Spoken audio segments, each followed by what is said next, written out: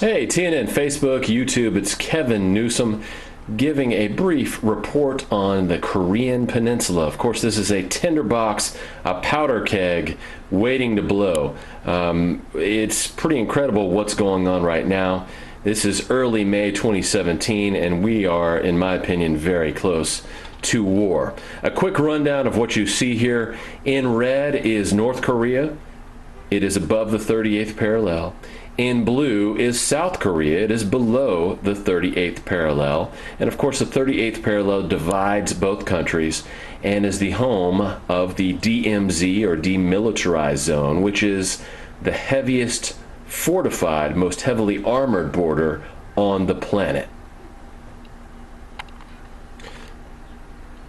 Moving to the top of the map, I'm going to give a close-up view of what's going on in North Korea, or at least with its northern neighbors. China, which is to the northwest of North Korea, is reported to have about 150 to 175,000 troops on its border with North Korea.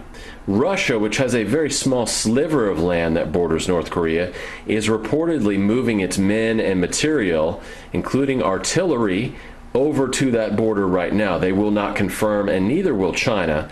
Both of these, though, are pretty consistent rumors. Both of those major powers are fortifying the borders with North Korea, presumably to stop an inflow of refugees. So we're moving down the peninsula a little bit. Going down, we see the North Korean capital, Pyongyang. It, of course, is separated from South Korea's capital of Seoul by 121 miles. To the east, as we move down the peninsula, we see the U.S. Armada in the Sea of Japan. And moving down South Korea, we see Japan to the south and southeast of South Korea. Now, what's interesting is in this area of about 700 miles, this Korean Peninsula, we have 4 of the 5 biggest armies on the planet represented. We have China, the United States, North Korea, and Russia.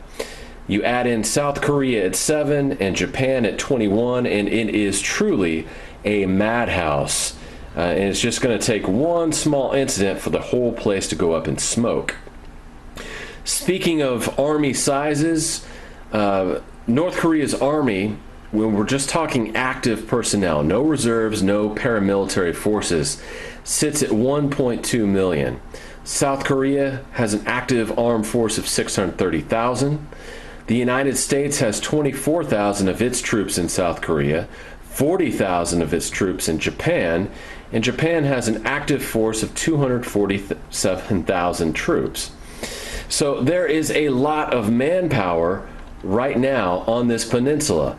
And what's very, very fascinating about all of this is currently China, as of May 3rd, 2017, is ordering all of its citizens out of North Korea. And in June, the United States is alleged to be ordering all of its citizens out of South Korea. So what does that tell you?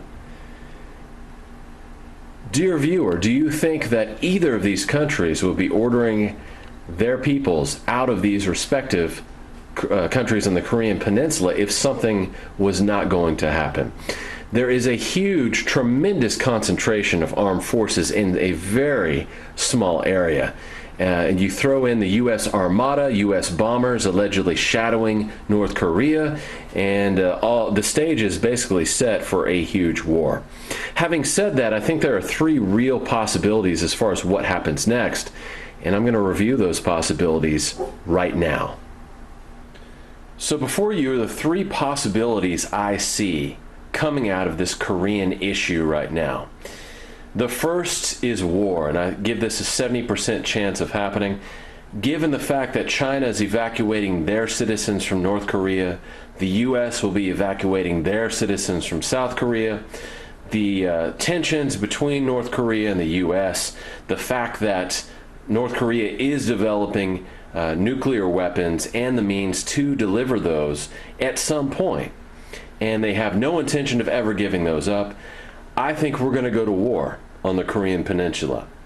And I would really say that that's a 70% chance of occurring in the next few months. Diplomacy, I give a 20% chance of happening. It's possible that there could be some sort of settlement, a negotiation coming out of this that avoids a large-scale war. But honestly, I don't see it. I don't see Kim in North Korea or Trump in America backing down. I don't see either of those leaders losing face. And I especially don't see North Korea just giving up its nuclear deterrent. It sees the nuclear option as its only real means of survival.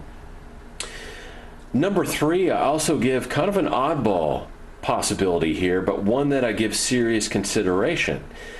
I think there's a 1 in 10 chance that this is all just a big diversion, that this whole issue is covering something else that's on its way, be it economic collapse, be it some sort of solar event, or some sort of other huge issue that is fixing to happen.